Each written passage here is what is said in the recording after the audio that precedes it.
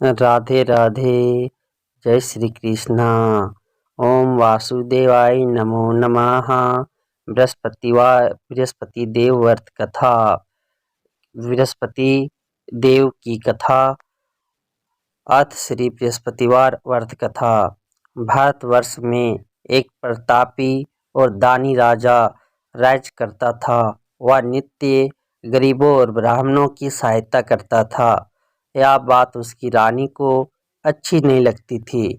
वह ना ही गरीबों को दान देती, ना ही भगवान का पूजन करती, और राजा को भी दान देने से मना किया करती थी। एक दिन राजा शिकार खेलने वन को गए हुए थे, तो रानी महल में अकेली थी। उसी समय बृहस्पति देव साधु वेश में राजा के महल में भिक्षा के लिए आए और भिक्षा मांगी। रानी ने भिक्षा देने से इनकार किया और कहा, हे साधु महाराज, मैं तो दान पुण्य से तंग आ गई हूँ। मेरा पति सारा धन लुटाते रहते हैं। मेरी इच्छा है कि हमारा धन नष्ट हो जाए, फिर ना रहेगा बांस, ना बजेगी बांसुरी। साधु ने कहा, देवी तुम तो बड़ी विचित्र हो। धन संतान तो सभी चाहते हैं, पुत्र और लक्ष्मी तो पापी के घर भी होने चाहिए। यदि तुम्हारे पास अधिक धन है तो भूखों को भोजन दो, प्यासों के लिए प्याव बनाओ, मुसाफिरों के लिए धर्मशालाएं खुलवाओ। जो निर्धन अपनी कुमारी कन्याओं का विवाह नहीं कर सकते, उनका विवाह करा दो। ऐसे और कई काम हैं जिनके करने से तुम्हारा यश लोक परलोक में फैलेगा। परंतु रानी पर उपदेश का कोई प्रभाव ना पड़ा। वह बोली, महाराज आप मुझे कुछ ना समझाएं। मैं ऐसा धन नहीं चाहती जो हर जगह बांटती फिरूं। साधु ने उत्तर दिया, यदि तुम्हारी ऐसी इच्छा है तो तथास्तु। तुम ऐसा करना कि बृहस्पतिवार को घर लीप कर पीली मिट्टी से अपना सिर धोकर स्नान करना, भट्ठी चढ़ाकर कपड़े धोना। ऐसा करने से आपका सारा धन नष्ट हो जाएगा। इतना कहकर वह साधु महाराज वहां से आलोप हो गए। साधु के अनुसार कई बातों को पूरा करते हुए रानी को केवल 3 बृहस्पतिवार ही बीते थे कि उसकी समस्त धन संपत्ति नष्ट हो गई। भोजन के लिए राजा का परिवार तरसने लगा। तब एक दिन राजा ने रानी से बोला कि हे रानी, तुम यहीं रहो, मैं दूसरे देश को जाता हूँ, क्योंकि यहाँ पर सभी लोग मुझे जानते हैं, इसलिए मैं कोई छोटा कार्य नहीं कर सकता। ऐसा कहकर राजा परदेश चला गया। वहाँ वह जंगल से लकड़ी काट कर लाता और शहर में बेचता। इस तरह वह अपना जीवन व्यतीत करने लगा। इधर राजा के परदेश जाते ही रानी और दासी दुखी रहने लगी। एक बार जब रानी और दासी को 7 दिन तक बिना भोजन के रहना पड़ा, तो रानी ने अपनी दासी से कहा, हे दासी, पास ही के नगर में मेरी बहन रहती है, वह बड़ी धनवान है, तो उसके पास जा और कुछ ले आ, ताकि थोड़ी बहुत गुजर बसर हो जाए। दासी रानी की बहन के पास गई। उस दिन गुरुवार था। रानी की बहन उस समय बृहस्पतिवार व्रत की कथा सुन रही थी। दासी ने रानी की बहन को अपनी रानी का संदेश दिया, लेकिन रानी की बड़ी बहन ने कोई उत्तर नहीं दिया। जब दासी को रानी की बहन से कोई उत्तर नहीं मिला, तो वह बहुत दुखी हुई और उसे क्रोध भी आया। दासी ने वापस आकर रानी को सारी बात बता दी। सुनकर रानी ने अपने भाग्य को कोसा। उधर रानी की बहन ने सोचा कि मेरी बहन की दासी आई थी, परंतु मैं उससे नहीं बोली, इससे वह बहुत दुखी हुई होगी। कथा सुनकर और पूजन समाप्त करके वह अपनी बहन के घर आई और कहने लगी, हे बहन, मैं बृहस्पतिवार का व्रत कर रही थी। तुम्हारी दासी मेरे घर आई थी, परंतु जब तक कथा होती है तब तक ना तो उठते हैं ना ही बोलते हैं, इसलिए मैं नहीं बोली। कहो दासी क्यों गई थी? रानी बोली, बहन तुमसे क्या छिपाऊं, हमारे घर में खाने तक को अनाज नहीं था। ऐसा कहते कहते रानी की आंखें भर आई। उसने दासी समेत पिछले 7 दिनों से भूखे रहने तक की बात अपनी बहन को विस्तार पूर्वक सुना दी। रानी की बहन बोली, देखो बहन, भगवान बृहस्पति देव सबकी मनोकामना को पूर्ण करते हैं। देखो शायद तुम्हारे घर में अनाज रखा हो। पहले तो रानी को विश्वास नहीं हुआ, पर बहन के आग्रह पर करने पर उसने अपनी दासी को अंदर भेजा तो उसे सचमुच अनाज से भरा एक घड़ा मिल गया। यह देखकर दासी को बड़ी हैरानी हुई। दासी रानी से कहने लगी, हे रानी, जब हमको भोजन नहीं मिलता तो हम व्रत ही तो करते हैं, इसलिए क्यों न इनसे व्रत और कथा की विधि पूछ ली जाए ताकि हम भी व्रत कर सके। तब रानी ने अपनी बहन से बृहस्पतिवार व्रत के बारे में पूछा। उसकी बहन ने बताया, बृहस्पतिवार के व्रत में चने की दाल और मुनका से विष्णु भगवान का केले की जड़ में पूजन करें तथा दीपक जलाएं, व्रत कथा सुने और पीला भोजन ही करें। इससे बृहस्पति देव खुश होते हैं। व्रत और पूजन विधि बताकर रानी की बहन अपने घर को लौट गई। 7 दिन के बाद जब गुरुवार आया तो रानी और दासी ने व्रत रखा। घुड़साल में जाकर चना और गुड़ लेकर आई, फिर उससे केले की जड़ तथा विष्णु भगवान का पूजन किया। अब पीला भोजन कहाँ से आए, इस बात को लेकर दोनों बहुत दुखी थे।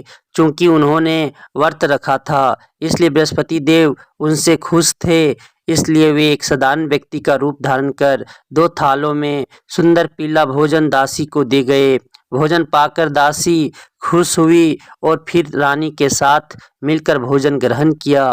उसके बाद वे सभी गुरुवार को व्रत और पूजन करने लगी। बृहस्पति भगवान की पूजा से उनके पास फिर से धन संपत्ति आ गई, परंतु रानी फिर से पहले की तरह आलस्य करने लगी।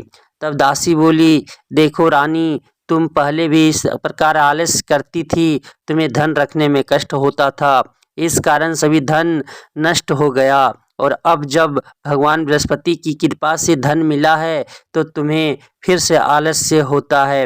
रानी को समझाते हुए दासी कहती है कि बड़ी मुसीबतों के बाद हमने यह धन पाया है, इसलिए हमें दान पुण्य करना चाहिए, भूखे मनुष्यों को भोजन कराना चाहिए और धन को शुभ कार्यों में खर्च करना चाहिए, जिससे तुम्हारे कुल का यश बढ़ेगा, स्वर्ग की प्राप्ति होगी और पितृ पर खुश होंगे। दासी की बात मानकर रानी अपना धन शुभ कार्यों में खर्च करने लगी, जिससे पूरे नगर में उसका यश फैलने लगा। बृहस्पतिवार व्रत कथा के बाद एक दिन राजा दुखी होकर जंगल में एक पेड़ के नीचे आसन जमा कर बैठ गया। वह अपनी दशा को याद करके व्याकुल होने लगा। बृहस्पतिवार का दिन था। एकाएक उसने देखा कि निर्जन वन में एक साधु प्रकट हुए। वह साधु वेश में स्वयं बृहस्पति देवता थे।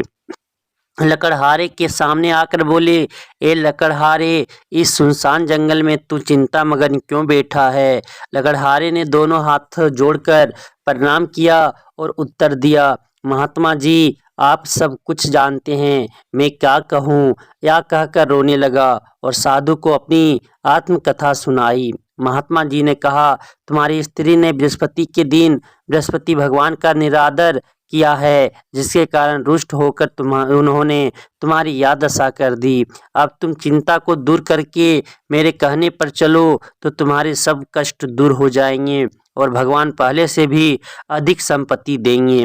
तुम बृहस्पति के दिन कथा किया करो। 2 पैसे के चने मुनका लाकर उसका प्रसाद बनाओ और शुद्ध जल से लोटे में शक्कर मिलाकर अमृत तैयार करो। कथा के बाद अपने सारे परिवार और सुनने वाले परिमियों में अमृत और प्रसाद बांटकर आप भी ग्रहण करो। ऐसा करने से भगवान तुम्हारी सब मनोकामनाएं पूरी करेंगे।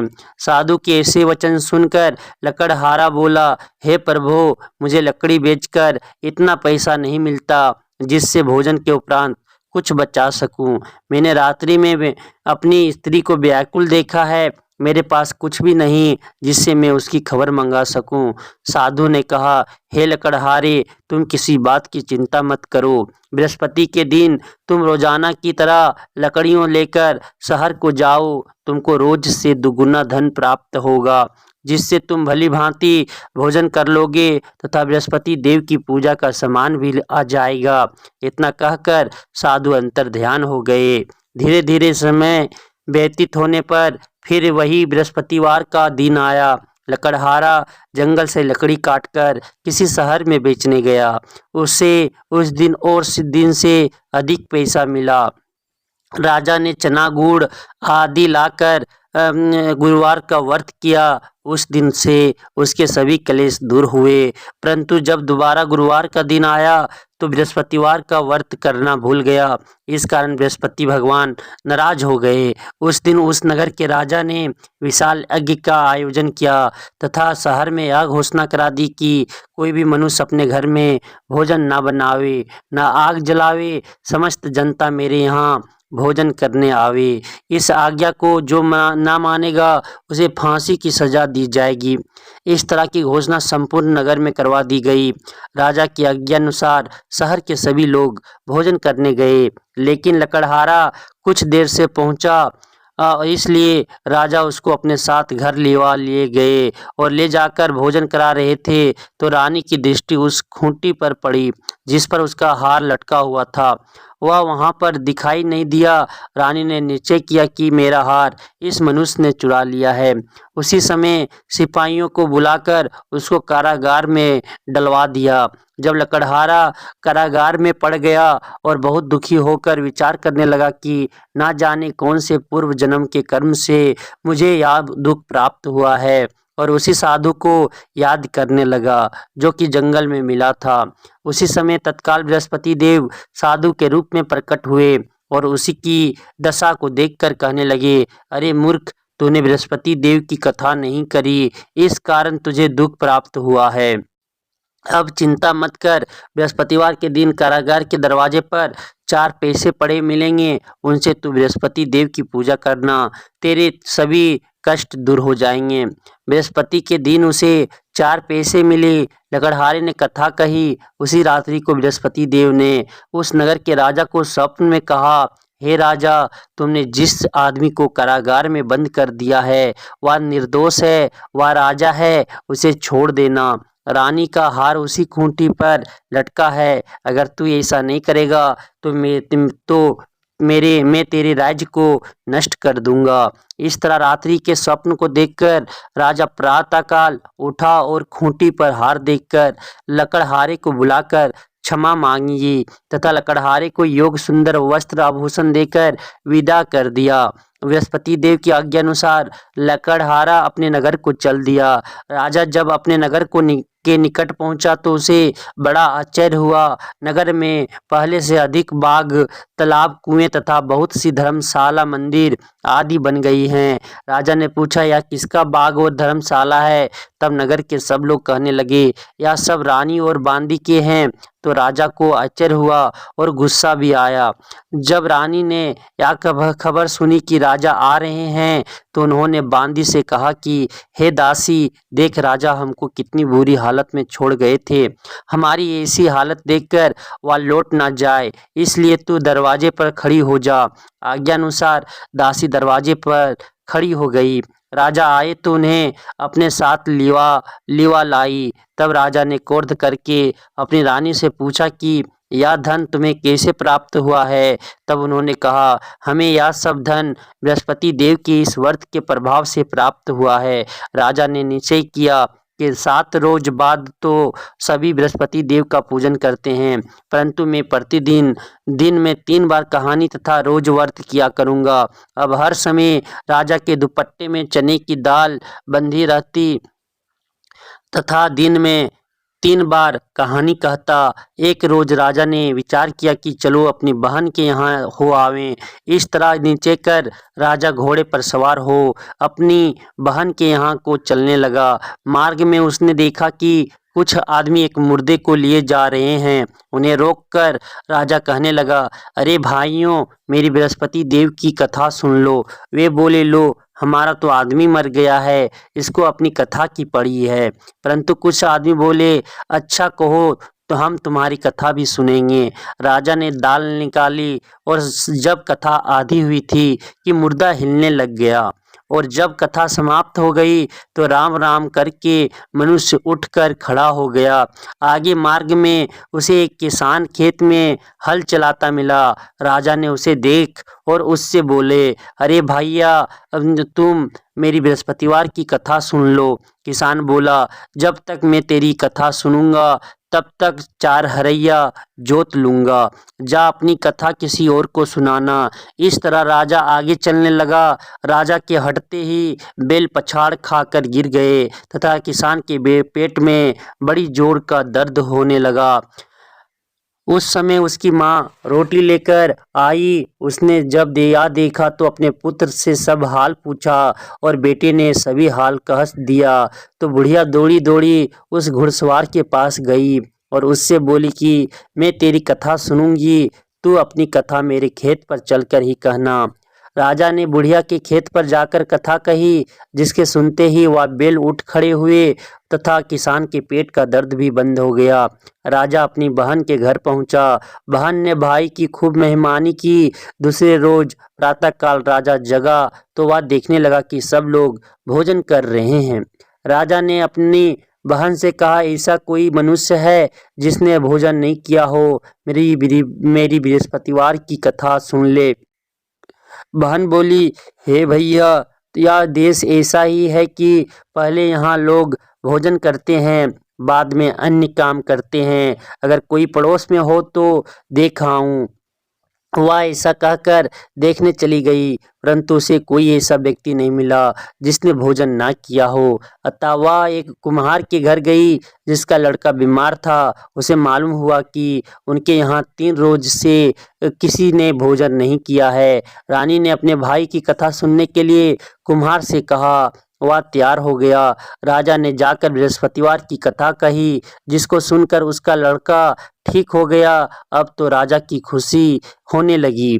एक रोज राजा ने अपनी बहन से कहा कि हे बहन, हम अपने घर को जाएंगे, तुम भी तैयार हो जाओ।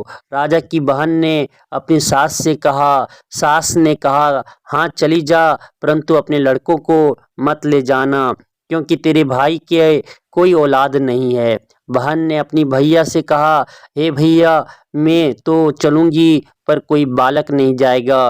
राजा बोला, जब कोई बालक नहीं चलेगा तब तुम ही क्या करोगी? बड़े दुखी मन से राजा अपने नगर को लौट आया।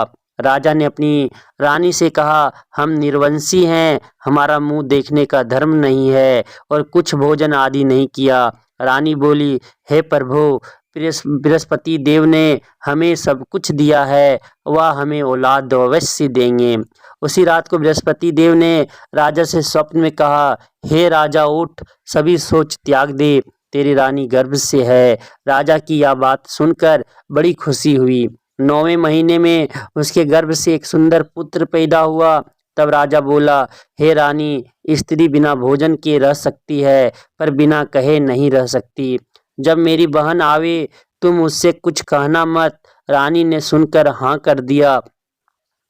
तब जब राजा की बहन ने यह शुभ समाचार सुना तो वह बहुत खुश हुई तथा बधाई लेकर अपने भाई के यहाँ आई।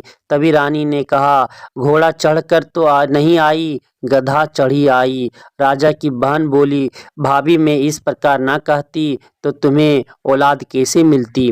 बृहस्पति देव ऐसे ही हैं, जैसी जिसके मन में कामनाएं हैं सभी को पूर्ण करते हैं। जो सद्भावनाओं पूर्वक बृहस्पतिवार का व्रत करता है एवं कथा पढ़ता है अथवा सुनता है, दूसरों को सुनाता है, बृहस्पति देव उसकी सभी मनोकामना पूर्ण करते हैं। भगवान बृहस्पति देव उसकी सदैव रक्षा करते हैं। संसार में जो मनुष्य सद्भावना से भगवान जी का पूजन व्रत सच्चे हृदय से करते हैं तो उनकी सभी मनोकामनाएं पूर्ण करते हैं। जैसी सच्ची भावना से रानी और राजा ने उनकी कथा का गुणगान किया तो उनकी सभी इच्छाएं बृहस्पति देव जी ने पूर्ण की थी। इसलिए पूर्ण कथा सुनने के बाद प्रसाद लेकर जाना चाहिए। हृदय से उसका मनन करते हुए जयकारा बोलना चाहिए। बोलो बृहस्पति देव की जय, भगवान विष्णु की जय। बृहस्पति देव की कथा प्राचीन काल में एक ब्राह्मण रहता था। वह बहुत निर्धन था। उसके कोई संतान नहीं थी। उसकी स्त्री बहुत मलिनता के साथ रहती थी। वह स्नान ना करती, किसी देवता का पूजन ना करती। इससे ब्राह्मण देवता बड़े दुखी थे। बेचारे बहुत कुछ कहते थे, किंतु उसका कुछ परिणाम ना निकला।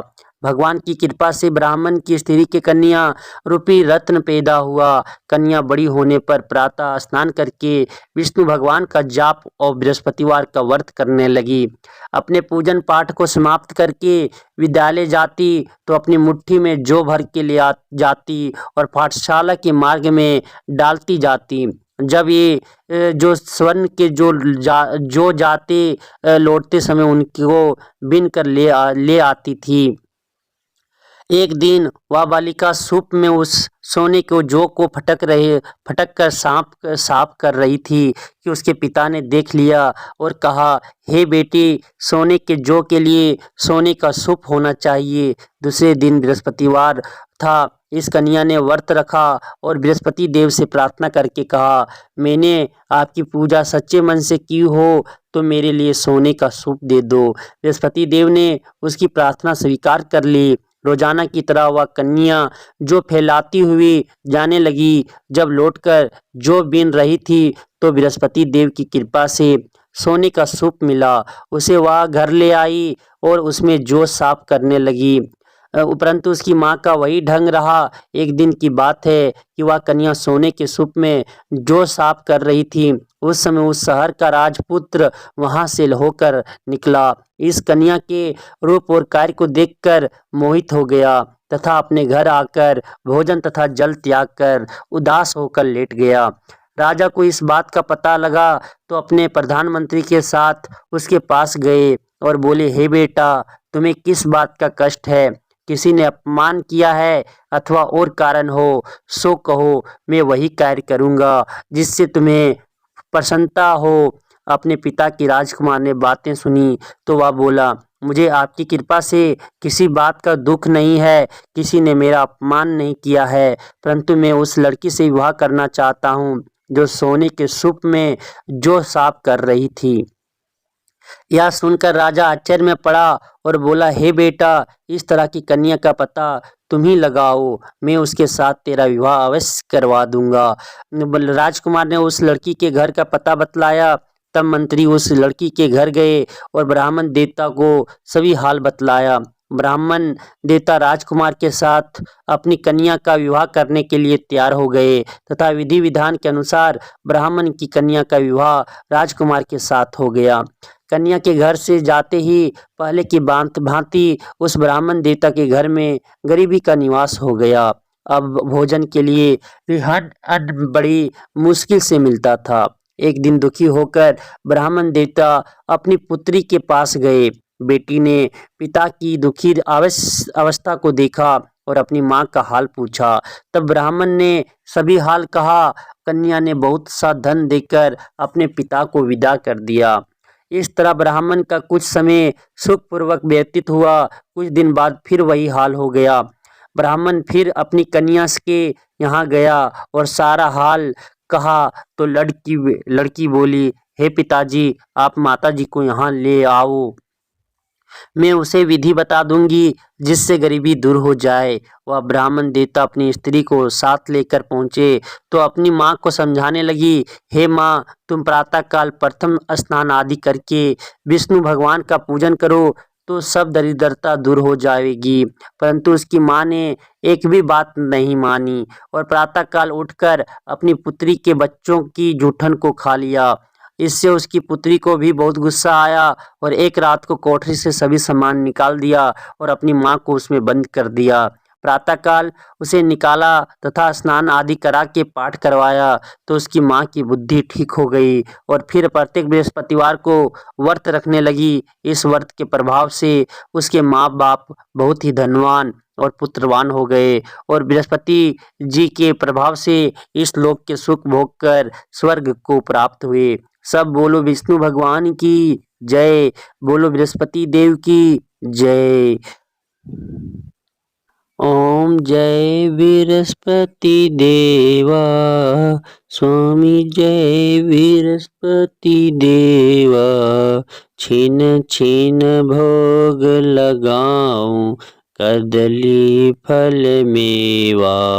ओम जय बृहस्पति देवा, स्वामी जय बृहस्पति देवा, छिन छिन भोग लगाऊं कदली फल मेवा। ओम जय बृहस्पति देवा, स्वामी जय बृहस्पति देवा, तुम पूरन परमात्मा तुम अंतर्यामी, स्वामी तुम अंतर्यामी, जगत पिता जगदीश्वर तुम सबके स्वामी। ओम जय बृहस्पति देवा, चरणामृत निज निर्मल सब पातक हरता, स्वामी सब पातक हरता, सकल मनोरथ दायक कृपा करो भरता। ओम जय बृहस्पति देवा, तन मन धन अर्पण कर जो जन शरण पड़े, स्वामी जो जन शरण पड़े, प्रभु प्रकट तब होकर आकर द्वार खड़े। ओम जय बृहस्पति देवा, दीन दयाल दयानिधि भक्तन हितकारी, स्वामी भक्तन हितकारी, पाप दोष सब हरता भव बंधन हारी। ओम जय बृहस्पति देवा, सकल मनोरथ दायक सब संचय हारो, स्वामी सब संचय हारो, विषय विकार मिटाओ संतन सुखकारी। ओम जय बृहस्पति देवा, जो कोई आरती तेरी प्रेम सहित गावे, स्वामी जो प्रेम सहित गावे, जेठानंद आनंद कर सो निश्चय पावे। ओम जय बृहस्पति देवा, स्वामी जय बृहस्पति देवा, छिन छिन भोग लगाऊं कदली फल मेवा। ओम जय बृहस्पति देवा, स्वामी जय बृहस्पति देवा, छिन छिन भोग लगाऊं कदली फल मेवा। ओम जय बृहस्पति देवा, स्वामी जय बृहस्पति देवा। प्रेम से बोलिए विष्णु भगवान की जय, बृहस्पति देव भगवान की जय।